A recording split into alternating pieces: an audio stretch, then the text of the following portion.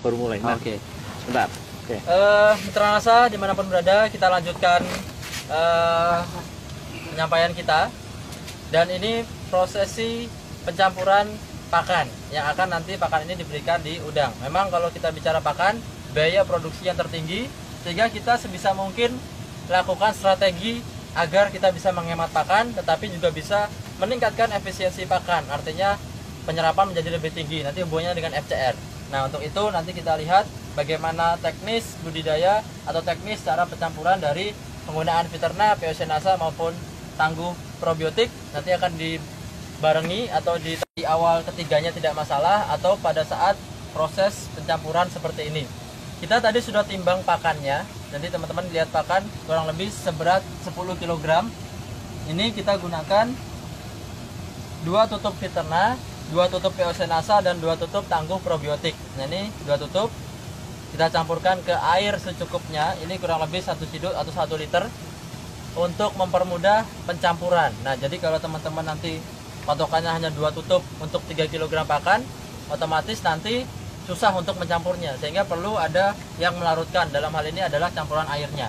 Nah, sehingga ketika sudah dicampur, kita aduk merata sampai dengan larut, baru kemudian kita campurkan ke pakannya. Nah, jadi pastikan untuk merata. Nah, ini kita aduk semua sampai dengan rata. 10 kg pakan tadi kita pakai kurang lebih totalnya 6 tutup. Nah, jadi luar biasa penggunaan yang sangat tepat untuk udang yang populasinya tinggi.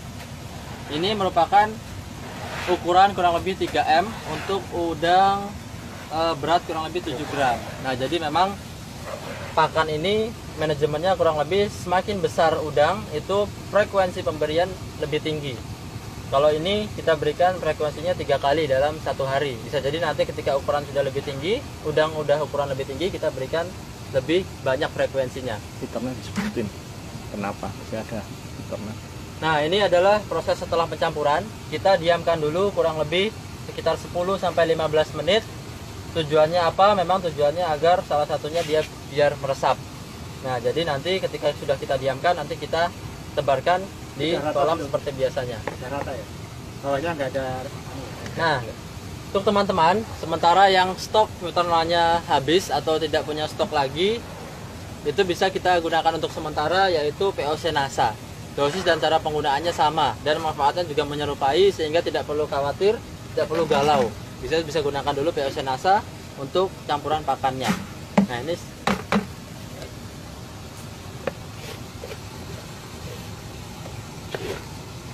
pakan yang kualitas bagus, umumnya kadar proteinnya di atas 30%. Ini kita pakai kurang lebih 32-35% kadar proteinnya. Sehingga ketika pakan itu bagus, ditambah lagi dengan penyerapan dan kandungan dari vitamin dan probiotiknya juga sudah ada, otomatis bisa meningkatkan efisiensi dan pencernaan pakan yang ada.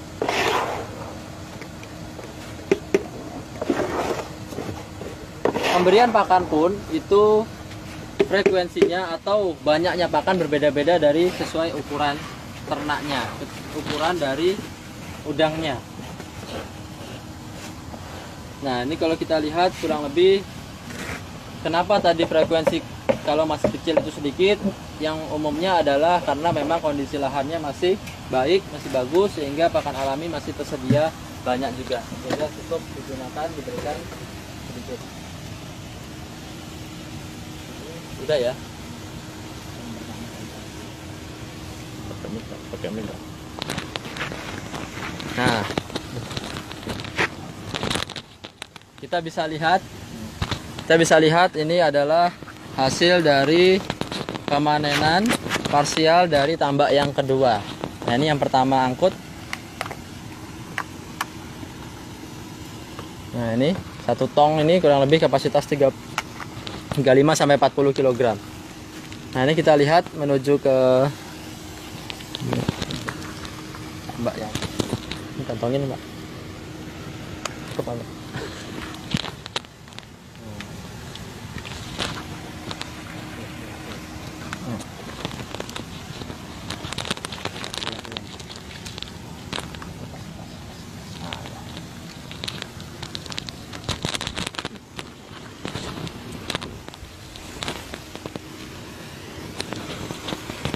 Nah,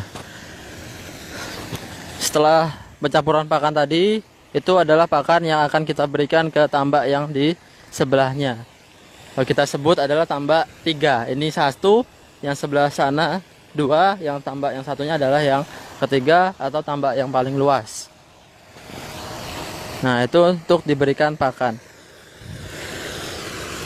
Dalam pemberian pakan itu yang dilakukan adalah sebelumnya itu dengan mematikan kincir. Nah, umumnya dimatikan kincirnya agar nantinya udang pakan bisa tersebar secara baik. Dan ini kita menuju ke tambak yang kedua yang kondisi tambaknya sangat intensif, padatannya sangat tinggi. 200 ekor per meter persegi, sehingga kita punya kolam 1000 meter. Itu kita tebarkan 200.000 ekor dengan padatan yang luar biasa. Kita lihat hasilnya, udangnya seperti apa.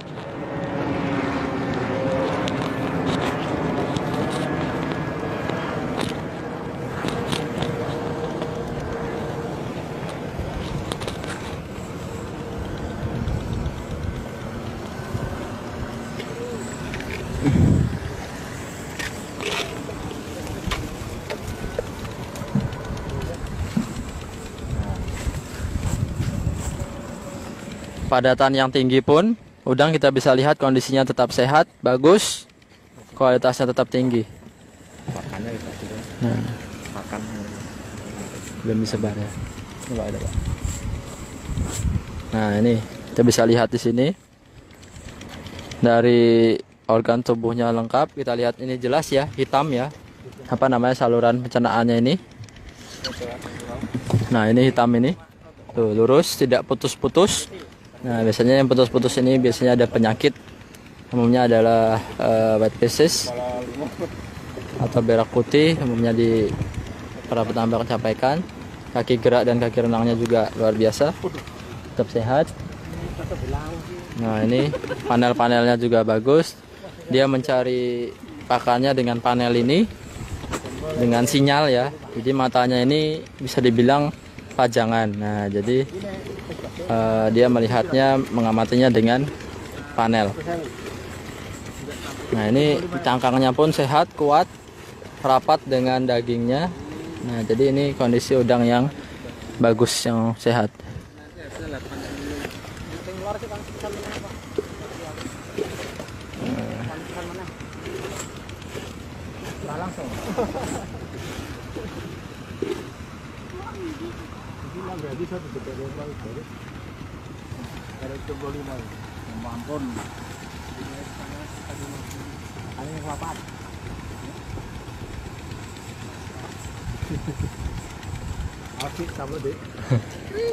Ya, dia luar biasa.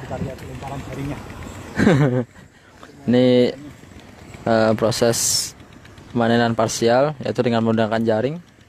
Sudah ahli, akan terbiasa untuk melempar jaringnya. Sekali angkut, sekali tebar, 1-2 pulau terlampaui ya, jadi 1-2 tong terpenuhi. Nah, jadi luar biasa, sangat handal. Tapi juga ini membuktikan bahwa kolam ini sangat padat penebarannya, sehingga ketika di jala itu banyak sekali yang tertangkap.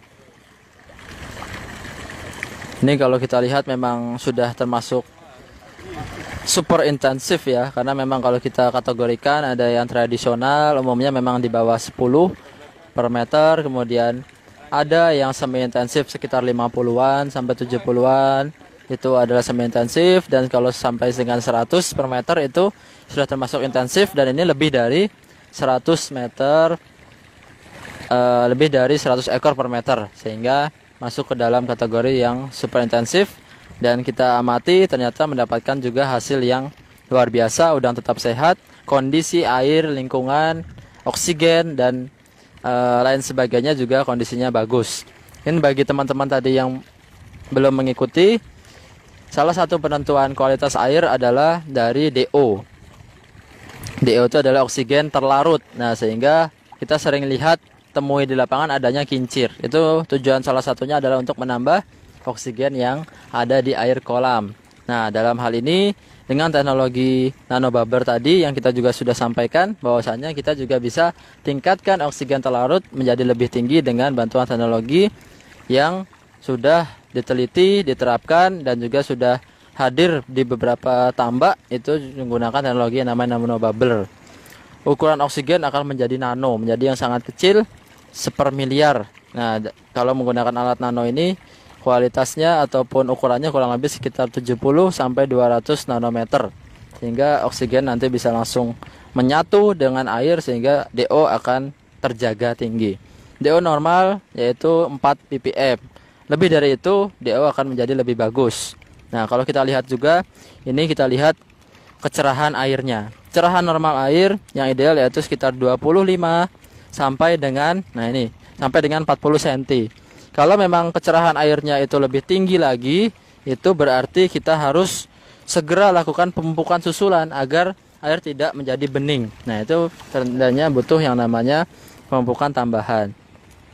Kemudian dari salinitas. Salinitas kita ukur dengan alat yang namanya refraktometer. Kita bisa lihat kadar atau kepayauan airnya, kadar garamnya. Ketika memang dia di bawah kondisi biasanya, kita bisa tambahkan dengan KCl umumnya yang dilakukan kurang lebih 1 ppm. Itu kita gunakan untuk menambah salinitasnya. Ketika salinitasnya rendah, udang akan mengalami yang namanya kekakuan. Dia akan bengkok nantinya, warnanya menjadi lebih putih, sehingga itu otomatis kekurangan kadar payau, kadar garam dalam air kolamnya. Dan itu beberapa kualitas air tadi dari DO, kemudian dari salinitas. Nah, ini kita lihat banyak sekali angkut satu kali jala dapat yang sangat banyak, karena memang tadi menunjukkan bahwa di dalam kolam kandungan atau jumlah populasinya sangat tinggi. Dan sisi lain juga keahlian dari teman-teman kita yang sudah biasa menjala. Pak siapa Pak namanya Pak? Wiji. Pak Puji. Wiji. Nah, ini luar biasa Pak Wiji ini menjalanya sekali jala mungkin sampai 2 tong ini penuh ini. Pak Wiji. Sini ada Mas Alif, ada Pak Wiji, Pak siapa lagi Pak namanya Pak yang pakai topi NASA? Pak Ahli, Andri. Satu lagi Pak siapa ini? Pak Jemi. Jadi kita ditemani oleh beberapa teman-teman yang membantu untuk prosesi pemanenan udangnya. Karena memang kalau panen sendiri ini sangat kerepotan kita, karena pemanenan ini kurang lebih maksimal kita lakukan kalau bisa di bawah 1 jam. Itu lebih bagus. Karena apa? Karena ketika semakin lama udang memungkinkan untuk mengalami yang namanya stres.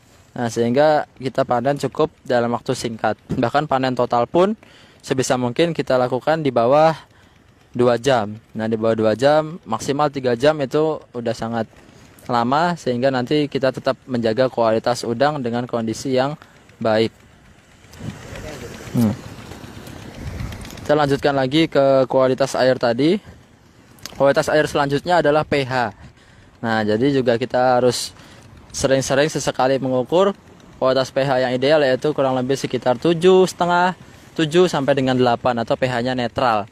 Nah, jadi ini juga perlu dilakukan, karena jika semakin asamnya air memungkinkan untuk berbagai macam bakteri dan virus masuk, sehingga menyebabkan udang mengalami kondisi yang sakit.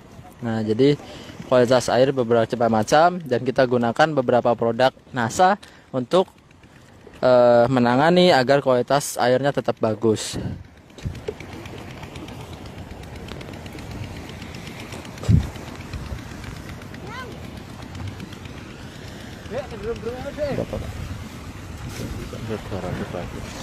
Udah ya? Nah, jadi dicukupi sekarang yang video sini untuk ya. kantor. Oke. Tidak tutup ya? Pakan ya? Oh ya. Kita ke pakan dulu terakhir ya. Kita ke pemberian pakan tadi yang sudah dicampurkan. Eh, jadi memang manajemen pakan ini juga tidak kalah penting. Pakan-pakan yang diberikan tadi frekuensinya berbeda dan beratnya berbeda. Nanti juga ada istilahnya yang namanya anco. Nah, teman-teman mungkin kalau yang belum familiar dengan anco, yaitu adalah salah satu sampling pakan untuk melihat parameter pakan apakah dia terlalu berlebihan pakannya atau kurang pakannya. Nah, itu aduh. Nah, teman-teman bisa melihat ya itu ya. Oh, baru diberikan. Nah, ini pada saat kita ingin sampling, kita berikan di pakan di yang namanya anco ini. Nah, jadi anco ini ada di setiap petak itu kurang lebih 1 sampai 2. Nah, ini mulai dari sini sampai dengan wadahnya ini. Anco ini diberikan kurang lebih sebanyak 2% dari total pakan yang ada. Kita sampling pakan, nanti ditaruh di sini 2%. Nah, ketika 2% ini ditaruh, dimasukkan ke dalam kolam, nanti kita tunggu kurang lebih selama 1 sampai 2 jam untuk melihat apakah pakannya habis atau masih ada. Sehingga jika pakannya nanti masih ada, otomatis di sesi selanjutnya, pemberian pakan selanjutnya kita bisa kurangi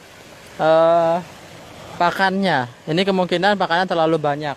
Juga bisa nanti melihat kualitas udangnya, nafsu makannya seperti apa. Nah, ini kurang lebih 2% dari pemberian Hanko. Nanti berapa jam Mas ditunggunya? 1 jam ya? Iya. Ya, jadi nanti 1 jam. Nah, ini ketika sudah diberikan, nah itu nanti pakan sudah diberikan asa tadi, diberikan seperti biasa di kolamnya. Nah, itu di kolam diberikan oleh Mas Arif tadi, berputar mengelilingi. Nah, jadi seperti itu. Tutup ya. Mitra Nasa dimanapun berada, kita sudah menyampaikan beberapa hasil dari liputan kita pada siang hari ini. Dan untuk beberapa pertanyaan, tanggapan silahkan disampaikan di komentar. Nanti insya Allah akan kami jawab melalui tulisan jawaban. Dan untuk sesi ini kami cukupkan terlebih dahulu. Terima kasih teman-teman yang sudah mengikuti dari awal sampai dengan sekarang. Semoga yang kami sampaikan dapat bermanfaat. Terima kasih. Bagi yang menginginkan videonya, ditunggu sebentar. Kami akan berikan rangkumannya nanti. Dan juga apabila ingin langsung meng-share dari video saya langsung juga boleh. Tetap semangat dan semangat pagi. Wassalamualaikum warahmatullahi wabarakatuh.